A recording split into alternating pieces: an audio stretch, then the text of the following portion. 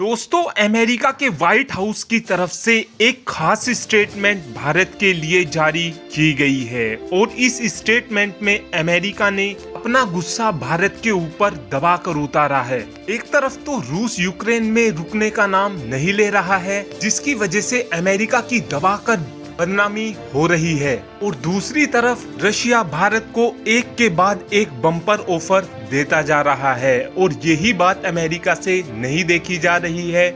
इसीलिए ही अमेरिका ने भारत को कहा है कि भारत अपना रुख साफ करे। दोस्तों, आप इस रिपोर्ट पर नजर डालिए और इस रिपोर्ट में अमेरिका के सांसद ने भारत को रशिया को लेकर अपना रुख साफ करने के लिए कहा है। अमेरिका के सांसद रोयल खन्ना ने कहा है कि यूक्रेन के मामले पर भारत को रूस की निंदा करनी चाहिए। साथ साथ अमेरिका की तरफ से भारत को ये भी कहा गया है कि न्यू दिल्ली को रशिया से अब हथियार भी खरीदने बंद करने चाहिए। साथ साथ अमेरिका के सांसद रोय खन्ना ने इस स्टेटमेंट में ये भी कहा है कि हमें रूस को पूरी दुनिया से अलग थलग करने के लिए सभी देशों को आगे आना होगा। दोस्तों, अमेरिका को ऐसा लग रहा था कि यूक्रेन के मुद्दे पर भारत रूस का साथ नहीं देगा, बल्कि भारत यूरोप के देशों के साथ खड़ा होगा। लेकिन भारत का रुख अमेरिका से बिल्कुल उल्टा निकला और भारत के इस रुख की उम्मीद अमेरिका को दूर दूर तक नहीं थी। साथ साथ इस स्टेटमेंट में ये भी कहा गया है कि अब समय आ गया है कि भारत को अमेरिका का साथ देना ही होगा,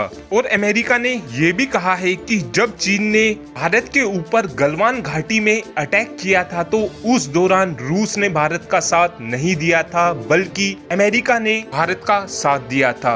वैसे दोस्तों, आपको क्या लगता है कि चीनी सेना आज के समय में इतना दम रखती है कि वो भारत के ऊपर अटैक कर दे? मुझे तो ऐसा नहीं लगता है, क्योंकि चीनी सेना से तो एक छोटे से ताइवान पर कब्जा नहीं किया जा रहा है, क्योंकि चीनी सेना ताइवान पर कहीं ना कहीं अटैक करने से डरती है, और जब चीनी सेना ताइवान पर अटैक करने से डरती है तो वो भारत का मुकाबला क्या कर पाएगी? दोस्तों, अगर गलवान घाटी की हिंसा में वो पुल नहीं टूटता तो वहाँ से एक भी चीनी सैनिक एक भी वापस नहीं लौटता, और अमेरिका कह रहा है कि हम रूस की निंदा करें। तो दोस्तों, आप ही एक बात बताइए, जब पूरी दुनिया भारत के खिलाफ खड़ी हुई थी तो उस दौरान रूस ही वो देश था जिसने भारत के हित में आकर अपनी सेना को मैदान में उतारा था, और उस रूस की हम निंदा करें जिसने कश्मीर को लेकर 6 बार वीटो पावर का इस्तेमाल किया है, और हम उस रूस की निंदा करें जिसने दुनिया की सबसे फास्टेस्ट क्रूज मिसाइल यानी कि ब्रह्मोस बनाने में भी भारत की मदद की है।